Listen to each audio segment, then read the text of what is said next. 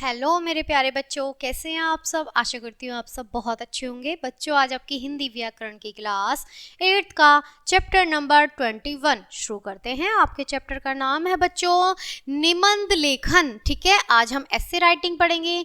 चलिए बच्चों, पाठ को शुरू करते हैं। ठीक है बच्चों, निबंध शब्द का अर्थ है नी जमा बंध। ठीक है, निबंध का जो अर्थ है बच्चों वो है नी जमा बंध, अर्थात ढंग से बंधी हुई वाक्य रचना, है ना।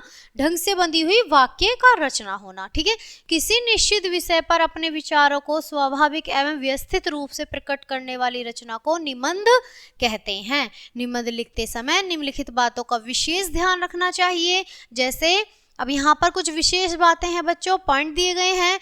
निबंध की भाषा सरल व रोचक होनी चाहिए।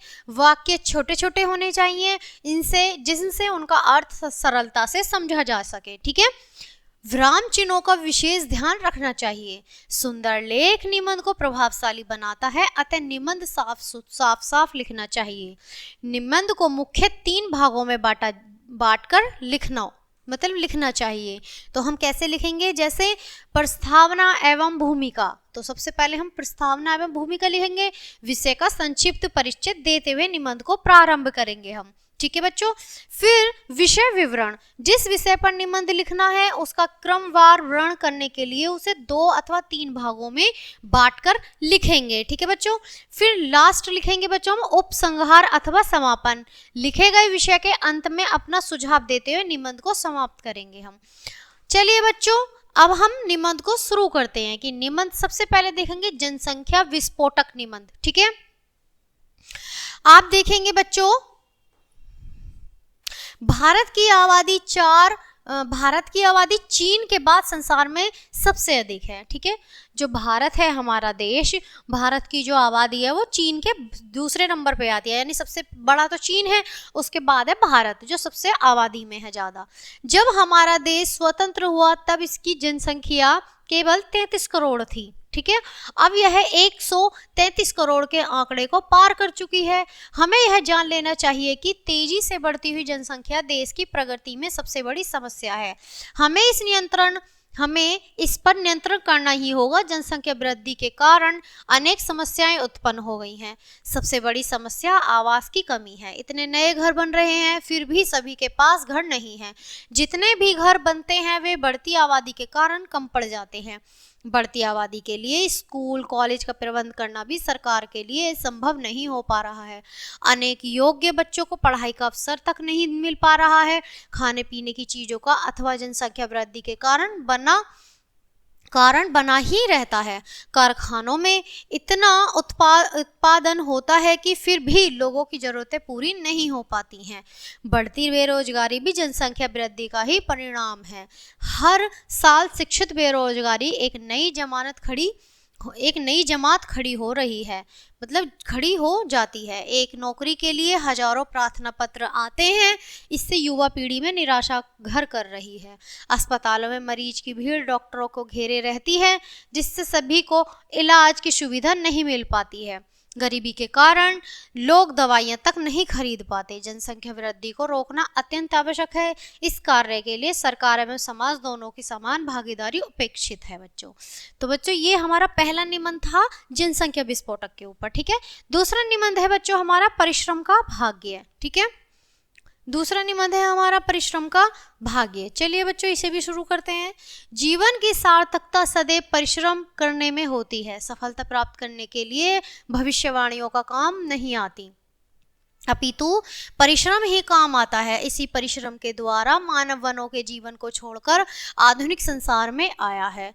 मानव के पास परिश्रम करने के लिए न केवल मजबूत शरीर है बल्कि विचार के लिए उसके पास वृद्धि भी है। इसी वृद्धि से जहां एक और वह बलवान हाथी पर नियंत्रण करता है, वहीं सिंह जैसे भयंकर वन्य प्राणी को भी अपने इशारों पर नचा लेता है। प्रतिदिन नए नए आविष्कार हो रहे हैं। ये आविष्कार मानव की वृद्धि कौशल के परिणाम हैं। इन आविष्कारों ने मानव के कार्य की गति को और अधिक बढ़ा दिया है बच्चों।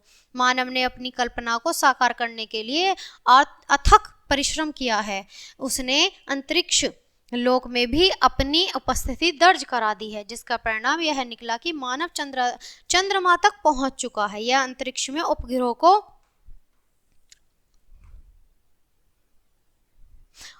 को स्थापित कर चुका है। विशाल समुद्र की गहराइयों में से प्राकृतिक गैस व पेट्रोल निकालकर उसने इन्हें ईंधन के रूप में जन जन तक पहुंचा दिया है।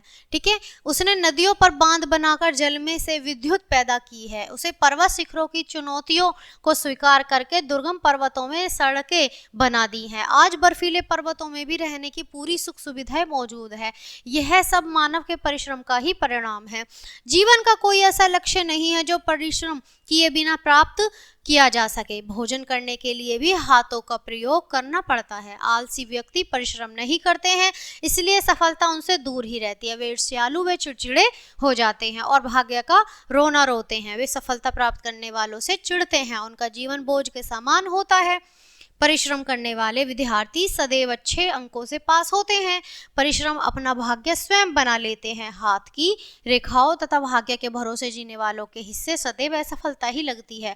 हमें कठिन परिश्रम करने को जीवन का अंग मानना चाहिए।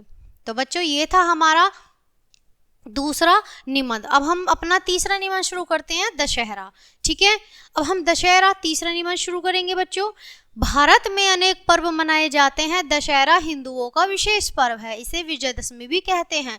श्री राम के अलौकिक पुरुषार्थ तथा असत्य पर सत्य की विजय की स्मृतियों में यह पर्व मनाया जाता है बच्चों। यह पर्व आश्विन माह की शुक्ल पक्ष की 10वीं तिथि को मनाया जाता है। माना जाता है कि अयोध्या के राजा राम ने सीता हरण करने वाले रावण को परास्त कर सीता को मुक्त कराया था। श्री राम के बाणों से लंकापति रावण का वध हुआ। यह दानवता पर मानवता की तथा असत्य पर सत्य की विजय का प्रतीक है। उत्तर भारत में श्री राम का पूजन होता है तथा इस अवसर पर बंगाल में दुर्गा पूजा होती है। इस पूजा से जुड़ी एक अन्य पौराणिक कथा के अनुसार महिषासुर नामक दैत्य के अत्याचारों से देवता त्रस्त थे। वे देवाधिदेव शंकर की शरण में गए। महादेव की क्रोध अग्नि से एक शक्ति का जन्म हुआ, जिसने सभी देवताओं को शस्त्र प्रदान किए। उस शक्ति ने 9 दिन तक महिषासुर से भीषण युद्ध करके 10वें दिन उसका संहार किया। तब से प्रतिवर्ष मां दुर्गा का पूजन किया जाता है। विजयदशमी के अवसर पर इस दिन तक विशेष पूजन चलता है। इस समय देश भर में रामलीलाओं का आयोजन किया जाता है। 10वें दिन रावण वध का अभियान होता है। इस दिन रावण, कुंभकर्ण तथा मेघनाथ के विशाल पुतले बनाए जाते हैं तथा राम के तीरों से यह पुतले धू धू कर सुलग उठते हैं। सारा गगन आतिशबाजी व पटाखों से गूंज उठता है। इन पुतलों के दहन को देखने के लिए बच्चे बड़ों सभी का उत्साह देखते ही बनता है। देश भर में ऐसे हजारों विशाल पुतले महीनों पहले से ही तैयार किए जाते हैं। दशहरे के अवसर पर राम कथा से जुड़ी झांकियां भी निकाली जाती हैं बच्चों। विजयदशमी से पूर्व नवरात्रों में गुजरात में गरबा नृत्य उत्सव व मेलों का आयोजन भी होता है। बंगाल सहित संपूर्ण देश में दुर्गा पूजा, व्रत था, प्रतिमा विसर्जन आदि कार्यक्रमों की धूम रहती है। हिमाचल प्रदेश के कुल्लू में आयोजित विशाल दशहरा मेला तो देश भर में प्रसिद्ध है। लोग वर्ष भर अत्यंत उत्साह में रामलीला तथा दुर्गा पूजा की प्रतीक्षा करते हैं। तो बच्चों, ये थे हमारे कुछ निबंध जो हमने आपको बहुत अच्छे से पढ़ाए और बहुत अच्छे से समझाए। आई होप आपने इस चैप्टर को बहुत अच्छे से एंजॉय किया होगा। तो बच्चों, ये पार्ट यहीं ख़त्म होता है। मैं लेती हूँ आपसे विदा। आज आपकी बुक भी ख़त्म होती है, हिंदी व्याकरण 8th की। तो बच्चों, मिलते हैं आपसे नेक्स्ट बुक के साथ, नेक्स्ट वीडियो के साथ। तब तक के लिए bye bye. Thanks for watching.